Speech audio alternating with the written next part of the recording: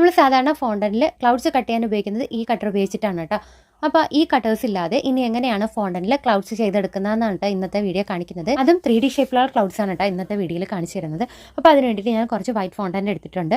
അതിനെ കുറച്ച് കോൺഫ്ലവറും CMC പൗഡറോടെ ചേർത്തിട്ട് ഒന്ന് സെറ്റാക്കി എടുക്കുന്നുണ്ട്. അതിനുശേഷം ദേ ആ ബോൾസ് ആക്കി ഇതൊന്ന് ഉരുട്ടി എടുക്കുന്നുണ്ട്. ആദ്യം ഒരു ചെറിയ ബോളാണ് കേട്ടോ ഉരുട്ടിയെടുക്കുന്നത്. അതിനുശേഷം അതിനെക്കാട്ടി വലിപ്പം കുറഞ്ഞൊരു ബോളാണ് കേട്ടോ ഉണ്ടാക്കിയെടുക്കുന്നത്. അങ്ങനെ നമ്മുടെ ബോൾസിൻ്റെ എണ്ണം കൂടുന്നതനുസരിച്ച് ഞാൻ ഓരോ ബോൾസും ചെറുതാക്കിയാണ് കേട്ടോ കൊണ്ടുവന്നിട്ടുള്ളത്. അപ്പോൾ ഈ ബോൾസിൻ്റെ വലിപ്പത്തിലും എണ്ണത്തിലും ഒക്കെ നിങ്ങൾക്ക് വ്യത്യാസം വരുത്താവുന്നതാണ്. അപ്പോൾ ഞാനിവിടെ 5 ബോൾസാണ് കേട്ടോ, അതും ഈ രീതിക്കാണ് സെറ്റ് ചെയ്ത് കൊടുത്തിട്ടുള്ളത്. അപ്പോൾ നിങ്ങൾക്ക് വേണമെന്നുള്ള ഷേപ്പിന് ക്ലൗഡ്സിൻ്റെ ഷേപ്പിന് നിങ്ങൾക്ക് മാറ്റി തിരിച്ച് നീളം കൂട്ടിയോ ഹൈറ്റ് കൂട്ടിയോ ഒക്കെ ചെയ്യാവുന്നതാണ് കേട്ടോ. അപ്പോൾ അതിനുശേഷം ഞാൻ ബാക്കി വന്ന ഫോണ്ടൻ ഒന്ന് പരത്തിയെടുത്ത് ഈ ഷീറ്റ് ഇതിൻ്റെ മുകളിലേക്ക് ഒന്ന് ഇട്ട് കൊടുക്കുന്നുണ്ട്. അപ്പോൾ ഈ ബോൾസ് തങ്ങളിൽ ഒട്ടിക്കാൻ വേണ്ടിയിട്ട് ഞാൻ ഗ്ലൂ ഒന്നും യൂസ് ചെയ്തിട്ടില്ല. പിന്നെ ഞാൻ ഈ ഷീറ്റ് ജസ്റ്റ് ഒന്ന് കൈകൊണ്ട് പ്രസ് ചെയ്ത് ആ ക്ലൗഡിൻ്റെ ഷേപ്പ് ഒന്ന് ആക്കിയെടുക്കുന്നുണ്ട് കേട്ടോ. ആ ബോൾ ഇതിനകത്തൊന്ന് ഒട്ടിച്ച് കൊടുക്കുന്നുണ്ട്. അതിനുശേഷം ബാക്കി വന്ന ഷീറ്റ് ആ ബോൾസിൽ നിന്ന് ചെറിയൊരു അകലം വിട്ട് കട്ട് ചെയ്തെടുക്കുകയാണ് കേട്ടോ.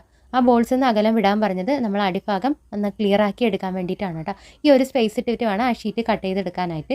അതിനുശേഷം ചുറ്റിനും ഇതുപോലെ നൈഫ് കൊണ്ടൊന്ന് കട്ട് ചെയ്ത് കൊടുക്കാം കേട്ടോ. ഇങ്ങനെ കട്ട് ചെയ്യുന്നത് നമുക്ക് അടിഭാഗം നന്നായിട്ട് ക്ലിയർ ആയിട്ട് ഒരു മടക്ക് പോലും വരാതെ ഒട്ടിച്ചെടുക്കാൻ വേണ്ടിയിട്ടാണ്. എന്നിട്ട് നമ്മൾ ഈ കട്ട് ചെയ്ത ഭാഗങ്ങൾ അടിഭാഗത്തേക്ക് നന്നായിട്ടൊന്ന് ചേർത്ത് ഒട്ടിച്ചു കൊടുക്കാം കേട്ടോ.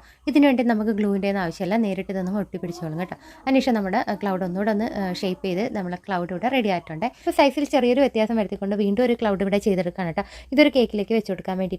അപ്പോൾ നമ്മുടെ 3D ക്ലൗഡ് ഇവിടെ റെഡി ആയിട്ടുണ്ട് കേട്ടോ.